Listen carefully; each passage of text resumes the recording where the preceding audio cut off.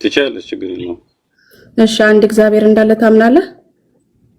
አዎ ያ አንድ እግዚአብሔር እንዳለ አምናለሁ። እሺ ያ እግዚአብሔር አብ ወልድ መንፈስ ቅዱስ የተለያዩ አካላት ወር ግለሰቦች እንደሆኑ ናቸው ብለህ ትላለህ ወይስ ደግሞ ምን ብለን መጣን? እኔ አንድ እግዚአብሔር ወይን አንድ አምላክ ስል አብ እያልኩ ነው። ኤፌሶን መልእክት ምዕራፍ 4 ቁጥር 6 ላይ አንድ አምላክ አብ አለ ይላል። ቆሮንቶስ መጽሐፍ ምዕራፍ 6 ላይ አንድ አምላክ አብ አለን ይላል። የሐዋርያት ሥራ ላይ የጢሞቴዎስ መጽሐፍ፣ የይሁዳ የሮሜ መልእክት፣ ዘዳግም፣ ማርቆስ 12 አንድ አምላክ ብሎ አንድ ካለ አብ ነው እንጂ አንድ ብሎ አብ ወልድ መንፈስ ቅዱስ ብሎ አይጠራም። እሺ ጥሩ። ስለዚህ መጽሐፍ ቅዱስን ሙሉ ትቀበላለህ አይደለ? ስለዚህ ምንም አይነት ጥቅስ ብጠቅስልህ ልተረጉምልኝ ወር ደግሞ ልትመልስ ትችላለህ ማለት ነው። እኔ ያው መጽሐፍ ቅዱስ ሙሉ ለሙሉ እቀበላለሁ። የእውነት ትምህርትና መዛግብት ናቸው ብዬ አምናለሁ። እሺ አንድ ሰው እግዚአብሔር ካልሆነ ለዛ ሰው መስገድ ተገቢ ነው? ስግደት አምልኮ አይደለም። ስለዚህ ሰገደ ማለት አመለከ ማለት አይደለም። ስግደት ከጥንት እስራኤላውያን አንፃር የአምላክን ስግደት ነው የምናወራው።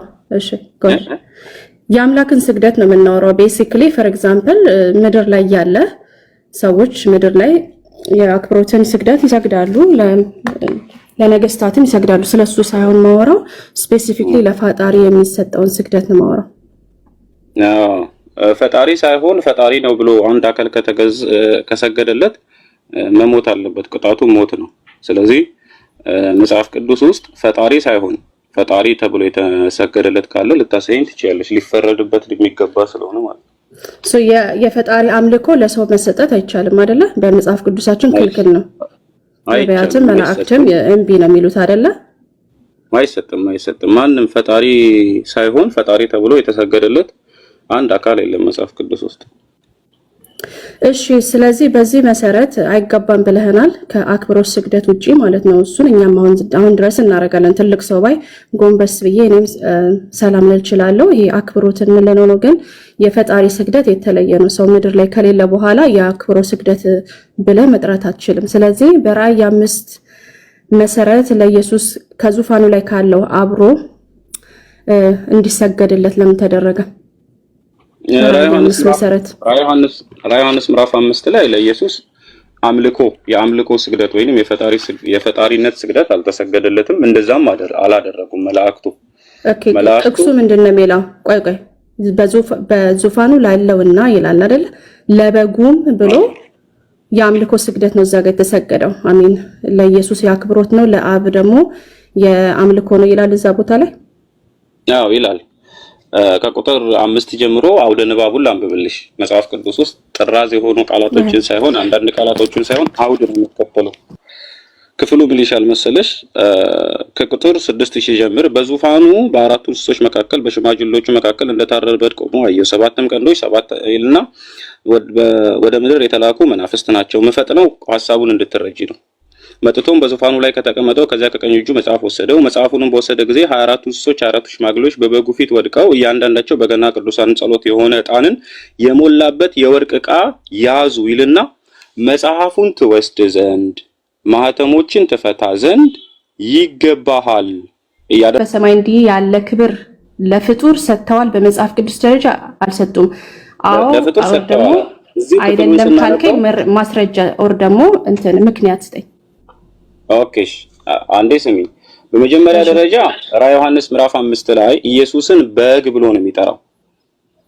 በጉ ተብሎ ኢየሱስ የሚጠራው በሰውነቱ ነው።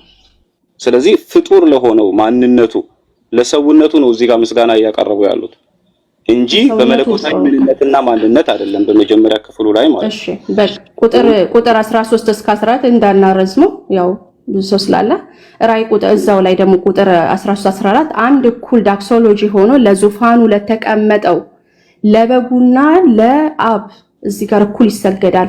ምን እያሉ ቁጥር 13 ላይ ስትሄድ በዙፋኑ ላይ ላለው ለተቀመጠውና ለበጉ በረከት እኩል ክብር ኃይል ለዘላለም እስከ ዘላለም ይሁን እያሉ እንዲህ አይነት አምልኮ ሰጡ ለበጉም ለአብም።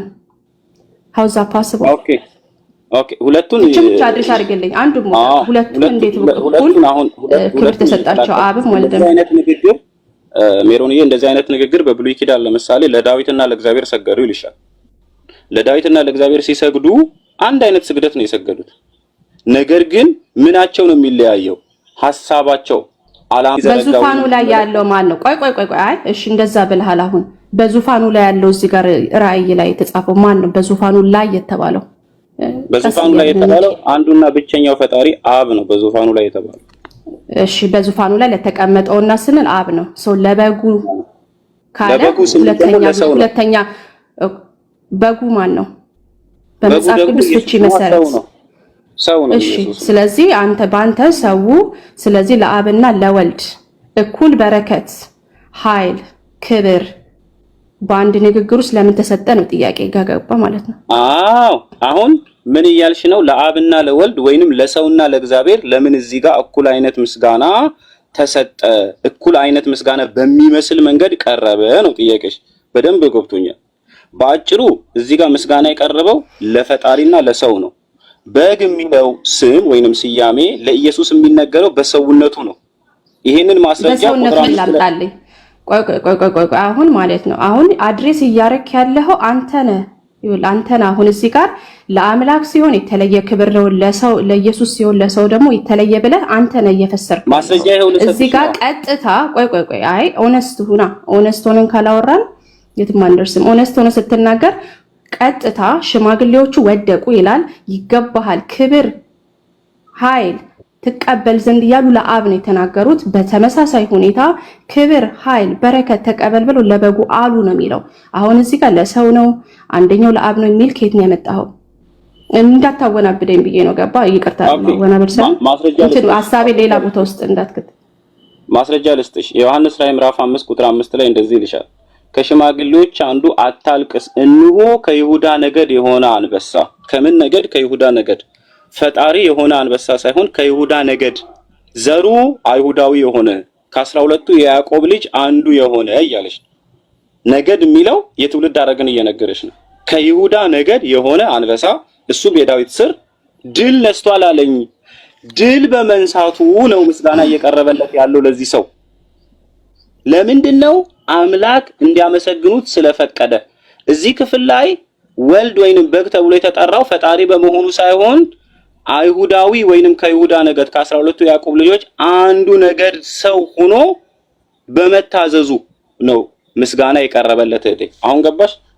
ይሄ ትርጉም ከየት ነው ያመጣኸው? አሁን የምትለውን ቁጥር እኔ አይደለም መጽሐፉ እንደዚህ ይላል። ቁጥር 5 ላይ ከሽማግሌዎች አንዱ አታልቅስ፣ እንሆ ከይሁዳ ነገድ የሆነ አንበሳ ይልሻል።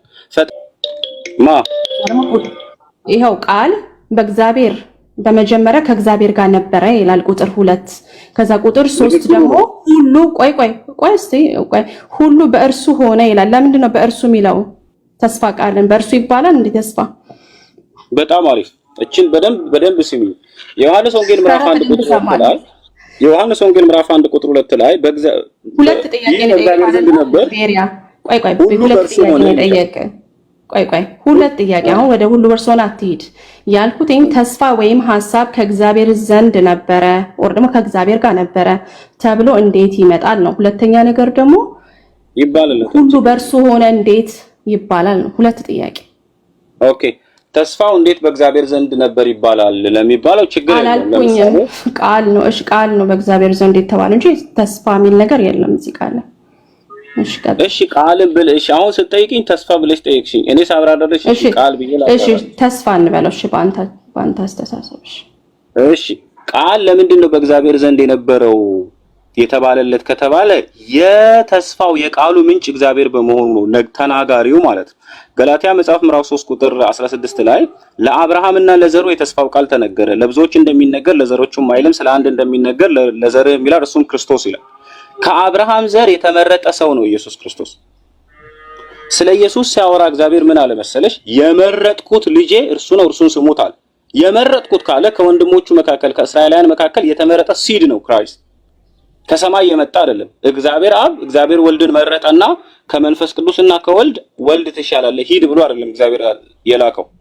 ከሰዎች መካከል የተመረጠ ነብይ ወይንም መልእክተኛ ነህ ብሎ ያስቀምጣል። የትኛው የብሉይ ኪዳን ኢሳይያስ መጽሐፍም በአዲስ ኪዳን እግዚአብሔርም የተናገረው ቃል ማለት